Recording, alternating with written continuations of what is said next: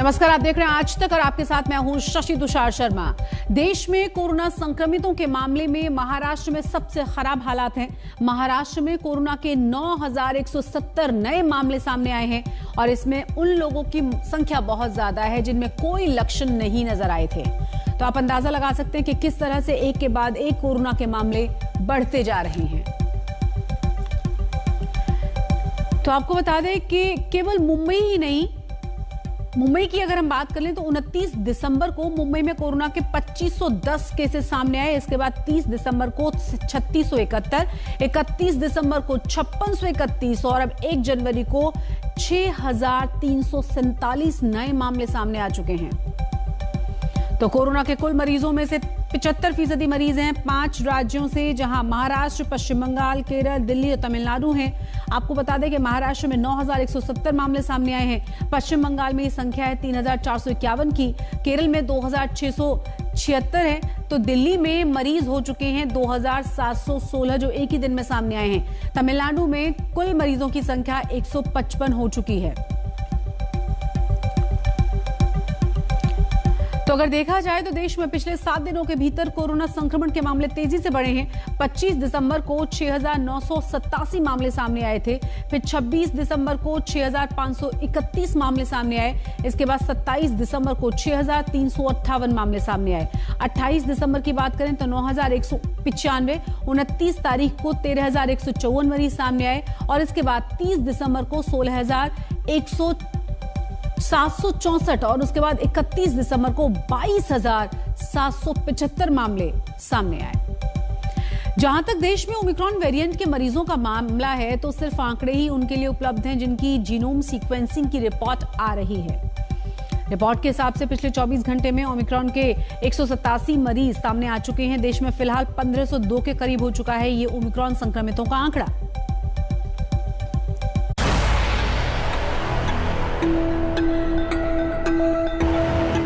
Corona संक्रमण की रफ्तार रोकने के लिए नियमों का पालन जरूरी है। मास्क जरूरी है, सोशल डिस्टेंसिंग जरूरी है, 2 गज से बातचीत जरूरी है, हो सके तो घर में ही रहने की कोशिश करना जरूरी है। जरूरी है पार्टी ना करना, जरूरी है घर में ही कैद रहना। ये सब जरूरी है केवल जनता के लिए। अब आप कहेंगे ये कैसी बात हुई? सारे प्रतिबंध और नियम केवल जनता के लिए ही क्यों? नेताओं को क्या कोविड नहीं होता?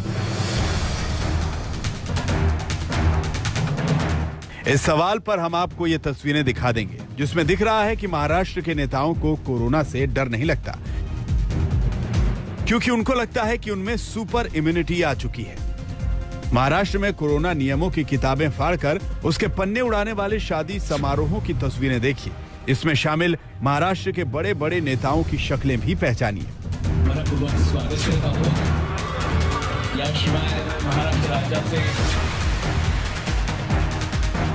ये तस्वीरें देखना आपके लिए बहुत जरूरी है। जरूरी इसलिए ताकि आप अपने माननीय नेताओं की लापरवाह नागरिक वाली छवि भी देख लें।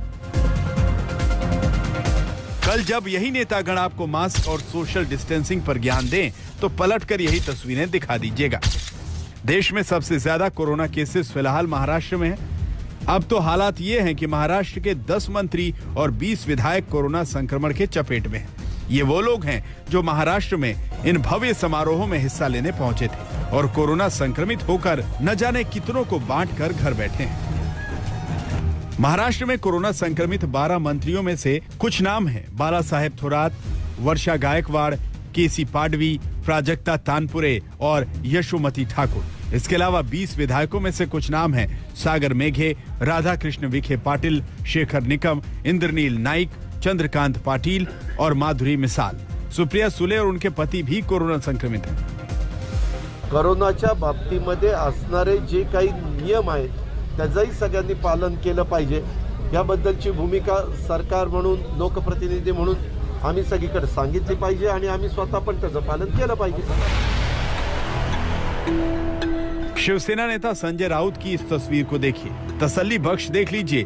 ध्यान से देखिए कि चेहरे पर मास्क नहीं है। सोशल डिस्टेंसिंग किस चिड़िया का नाम है ये जानते ही नहीं। और अब इनकी कोरोना नियमों के पालन वाली आदर्श सलाह सुनिए। देशभरामध्ये आणि विशेषतः महाराष्ट्रामध्ये कोरोना आणि ओमिक्रॉनचे रुग्ण वाढू लागले, डबल. ही चिंतेची गोष्ट आहे. काल आरोग्यमंत्र्यांनी सांगितलं, मुख्यमंत्र्यांनी टास्क फोर्सची बैठक घेतली. रात्रीचे निर्बंध सध्या लादलेले आहेत. दिवसाच्या निर्बंधापर्यंत वेळ येऊ नये अशी आमच्या सगळ्यांची इच्छा आहे. कारण दिवसाचे निर्बंध आले की पुन्हा एकदा महाराष्ट्राचं अर्थचक्र हे अडकून पडेल. मग अनेक गोष्टी आहेत त्यात, अनेक नोकरी, धंदा, काम, रोजगार या सगळ्यांवरती फार मोठं संकट येईल. ते यावं असं वाटत नसेल तर प्रत्येकानं आपापल्या पद्धतीनं काळजी घेतली पाहिजे. कोविड नियमों का उल्लंघन करते हुए शादी समारोहों में हिस्सा लेने वाले संजय राउत से जब खुद मास्क ना पहनने पर सवाल पूछा गया तो उन्होंने अजीब तर्क दिया. आता आपले प्रधानमंत्री जरी मास्क लावा असं सांगतात आणि स्वतः मास्क लावत नाहीत. त्याच्यामुळे आम्ही प्रधानमंत्र्यांचं ऐकतो आणि आम्ही लावत नाही. आपण सगळे, कारण आपण प्रधानमंत्र्यांचं ऐकतो. मुख्यमंत्री मास्क लावतात, पण देशाचे नेते प्रधानमंत्री मोदी आहेत. ते जागतिक स्तरावर किंवा राष्ट्रीय कार्यक्रमात कुठेही त्यांना जनतेने मास्क लावलेला नसल्यामुळे जनताही मास्क लावत नाही. मोदी लावत नाहीत म्हणून आम्ही लावत नाही, आणि मीही मोदींना फॉलो करतो. त्याच्यामुळे यापुढे प्रधानमंत्री मोदींनी सुद्धा आपल्या मास्क लावावा. महाराष्ट्र में पिछले 10 दिनों में इस तरह की 5 वीआईपी शादियां या रिसेप्शन समारोह हुए हैं. इन अलग अलग पार्टियों में कहीं बिना मास्क वाले देवेंद्र फडणवीस दिखे, कहीं चंद्रकांत विखे पाटिल भी बिना मास्क लगाए मुस्कुराते दिखे. गिरीश महाजन भी बिना मास्क और सोशल डिस्टेंसिंग के सम्मान ग्रहण करते नजर आए. एक तरफ इस तरह की तस्वीरें हैं, दूसरी तरफ महाराष्ट्र सरकार बढ़ते कोरोना मामलों पर ज्यादा सख्ती बरतने पर विचार कर रही है. विरोधाभास का ऐसा मिश्रण कम देखने को मिलता है. उप मुख्यमंत्री अजित पवार ने आज दो टूक शब्दों में कहा कि महाराष्ट्र में केसेस और बढ़ते हैं तो फिर और प्रतिबंध लगा दिए जाएंगे. इधर सरकार ने राज्य में तीसरी लहर के आने की पुष्टि कर दी है और तमाम जिलों को ये निर्देश दिए हैं कि 15 जनवरी तक वो अपनी तमाम सुविधाओं को अपग्रेड कर ले, यानी चाक चौबंद कर ले. कोरोना संक्रमण की हर लहर महाराष्ट्र में कहर बरपाती है. पहली लहर में मरीजों को बिस्तर मिलना मुश्किल हो गया, दूसरी लहर में मरीजों को ऑक्सीजन मिलना मुश्किल था, और अब तीसरी लहर की दस्तक, न जाने क्या होगा. जिस तरीके से केसेस जो है डबल हुई है, ऑलमोस्ट एवरी सेकेंड डे जो है हम लोग डबल नंबर देख रहे हैं. बहुत चिंताजनक लग रहा है ये सिचुएशन, और ये लग रहा है कि अगर ऐसी केसेस बढ़ती गई तो हमारे पास और संख्या अगले कुछ 4 या 6 हफ्तों में जो है बहुत ज्यादा नंबर दिखने लगेंगे. मुंबई में तीसरी लहर आ गई है. तो मुंबई और मेट्रोपॉलिटन सिटीज जो है, जो कि जैसे कि दिल्ली हुई, जहां पे कि केसेस बहुत जल्दी बढ़ी है, हम ये कह सकते हैं कि तीसरी लहर की शुरुआत जैसी बात है. सरकार कोविड टास्क फोर्स बनाती है, लेकिन केवल जनता के लिए, क्योंकि इनकी सलाहों को जनता तो मानती है लेकिन नेता दरकिनार कर देते हैं. ऐसी तस्वीरें देखकर लगता है कि नियमों का पालन न करने में जनता अगर नंबरी है तो नेता 10 नंबरी है, और यही वजह है कि अब बड़ी संख्या में नेता भी संक्रमित है. कोविड प्रतिबंधों का पालन करने वाली जनता अब नेताओं की ऐसी तस्वीरें देखती है तो ठगा हुआ महसूस करती है. प्रतिबंधों का पालन करना उसकी मजबूरी है और जरूरी भी है. महाराष्ट्र के मुख्यमंत्री उद्धव ठाकरे ने आज जनता को विश्वास दिलाया कि सरकार कोविड क्राइसिस को हैंडल करने में सक्षम है और लोगों को घबराने की बिल्कुल जरूरत नहीं है. हालांकि मुख्यमंत्री ने यह भी कहा कि उन्हें आम जनता के सहयोग की जरूरत है. यानी इशारा साफ है, अगर कोविड केसेस ऐसे ही बढ़ते रहे और नियमों का उल्लंघन होता रहा तो फिर सरकार के पास ज्यादा विकल्प नहीं बचेंगे. कैमरा पर्सन समीर शानबाग के साथ पंकज उपाध्याय, मुंबई, आज तक. और अब बात करते हैं यूपी की सियासत की, जहां अब मुफ्त बिजली की एंट्री हो चुकी है. यूपी में सियासी घमासान के बीच अखिलेश यादव ने मुफ्त बिजली देने का दांव खेला है, जिसने यूपी की सियासत में नया करंट दौड़ा दिया है.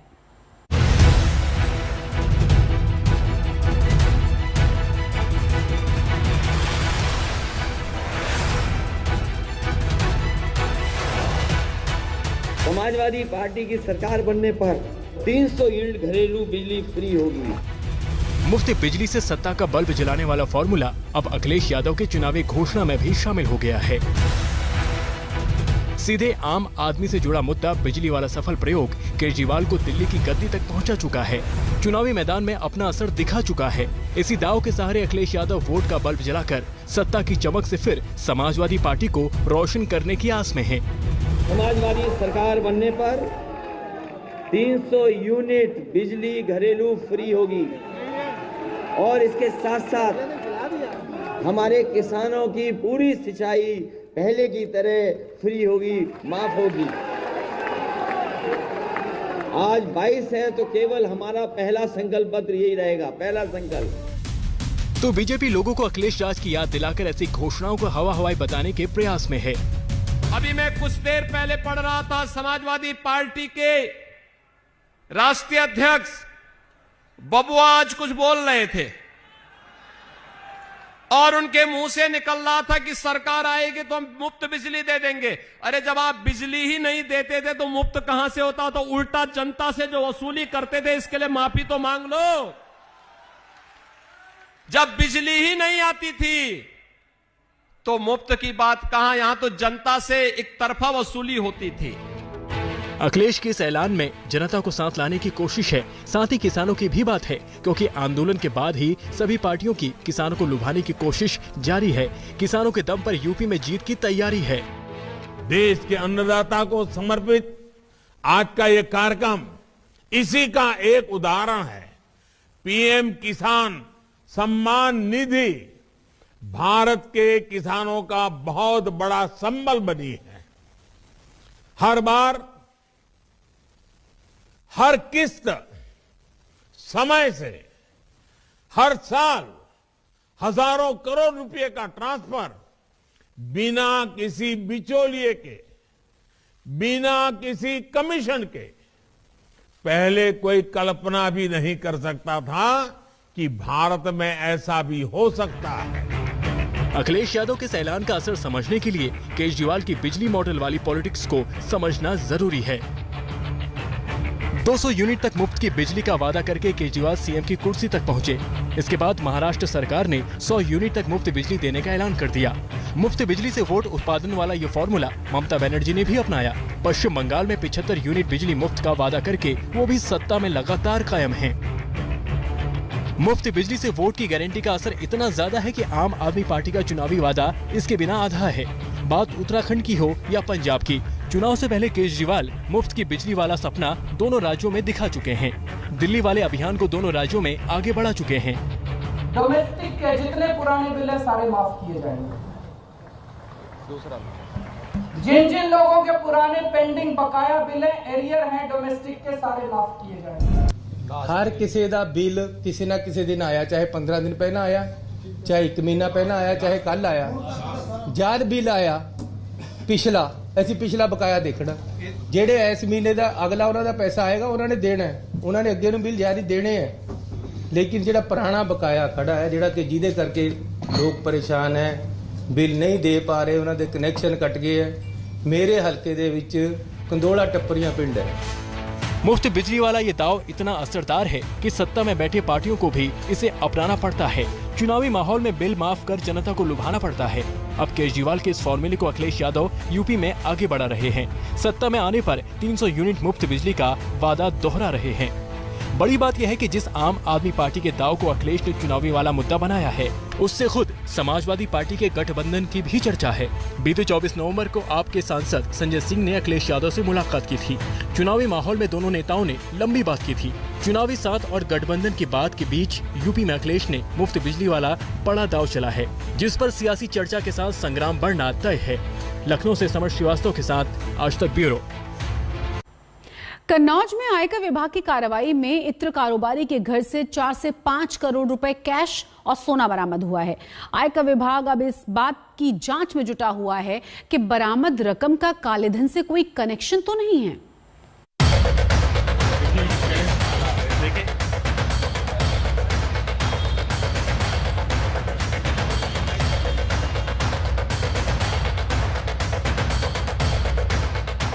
इत्र की खुशबू की आड़ में टैक्स चोरी की गंध यूं फैली कि यूपी के कन्नौज समेत देश के कई ठिकानों पर ताबड़तोड़ छापों का सिलसिला शुरू हो गया।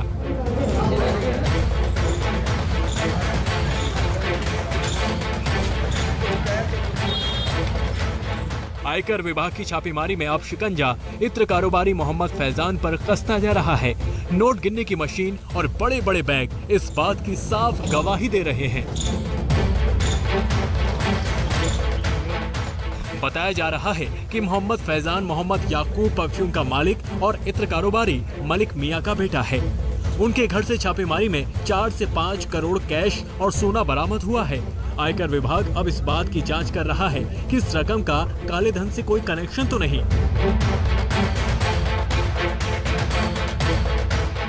कन्नौज के सक्रिय रास्तों में आयकर के छापे खत्म नहीं हो रहे हैं। एक खत्म होता है तो दूसरा शुरू हो जाता है। जब पंपी जैन का छापा शुरू हुआ तो उसी के साथ सबसे बड़े इत्र के व्यापारी कन्नौज से कहे जाने वाले मोहम्मद याकूब और अयूब के यहाँ पर भी छापा शुरू हो गया। हालांकि वो अब नहीं है, पर उनके जो बेटे हैं, एक तरह से उनकी जो तीसरी पीढ़ी है मोहम्मद फैजान, वो मौजूद हैं और यहाँ पर कल सुबह 7 बजे से रेड चल रही है और मोहम्मद फैजान को SBI ऑफिस ले जाया गया है। ये वही जगह है जहाँ से जो बैंक एम्प्लॉयज थे वो निकले थे और उन्होंने बताया था कि 4 से 5 करोड़ का कैश अभी तक बरामद कर लिया गया है।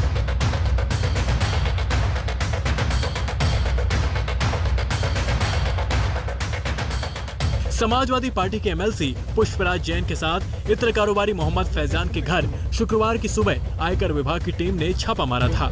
इसके साथ साथ लखनऊ में रहने वाले उनके भाई मोहसिन के यहाँ भी इनकम टैक्स विभाग के 4 से 5 अधिकारी पहुँचे थे।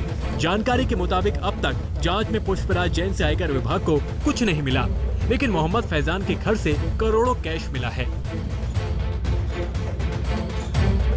यूपी में चुनावी माहौल के बीच इस छापेमारी पर सियासत भी जारी है। अखिलेश यादव बार बार कार्रवाई पर सवाल उठा रहे हैं, तो बीजेपी काले धन को अखिलेश का शासनकाल से जुड़ा बता रही है। समाजवादी इत्र का नारा देने वाले प्रदेश में किस प्रकार का बदबू, भ्रष्टाचार का बदबू फैलाते थे कि 2016 में जब मोदी जी ने नोटबंदी की घोषणा की थी तब समाजवादी पार्टी इसका विरोध क्यों कर रही थी। अब तो समझ में आ गया होगा, क्योंकि इनके घरों में नोट की गड्डी भरी हुई थी। जो नफरत की दुर्गंध फैलाने वाले भारतीय जनता पार्टी के लोग हैं, जो नफरत की दुर्गंध फैलाते हों, वो सौहार्द की सुगंध कैसे पसंद कर सकते हैं। इसलिए जानबूझ करके समाजवादी पार्टी को तो एक जगह जहां समाजवादी पार्टी को तो करना ही चाहते हैं ये बदनाम, लेकिन दुख इस बात का है कि लखनऊ से लेकर के दिल्ली वाले तक इस कन्नौज, जिसका इतिहास, जिसकी सुगंध, जिसका इत्र, जिसकी पहचान दुनिया में है, उसको बदनाम करने में लगे हुए हैं।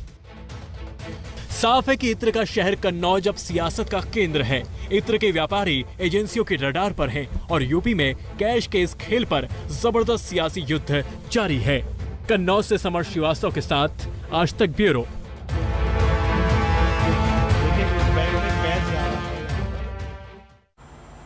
और अब हम आपको सीमा के प्रहरियों के 2022 वाले संकल्प के बारे में बताते हैं। ये BSF के जवानों का संकल्प ही है जो आतंकवादियों को, घुसपैठियों को, देश के दुश्मनों को बॉर्डर पर ही रोक लेता है और भारत के वीर इनकी मौत का टिकट काट देते हैं। पंजाब से लेकर गुजरात तक के बॉर्डर से हमारी रिपोर्ट सामने आई है। नए साल पर BSF के जवानों का जोश और संकल्प किस तरह से देश को सुरक्षा का एहसास दिलाता है, ये आपको जरूर जानना चाहिए।